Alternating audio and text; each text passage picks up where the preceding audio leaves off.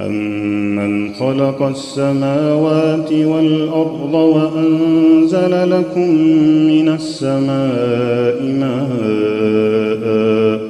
فَأَنبَتْنَا بِهِ حَدَائِقَ ذَاتَ بَهْجَةٍ مَا كَانَ لَكُمْ أَن تُنبِتُوا شَجَرَهَا أَإِلَٰهٌ مَّعَ اللَّهِ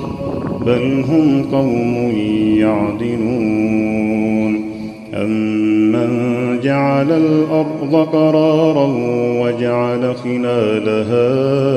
أَنْهَارًا وَجَعَلَ لَهَا رَوَاسِيَ وَجَعَلَ بَيْنَ الْبَحْرَيْنِ حَاجِزًا أَإِلَٰهٌ مَّعَ اللَّهِ بَلْ أَكْثَرُهُمْ لَا يَعْلَمُونَ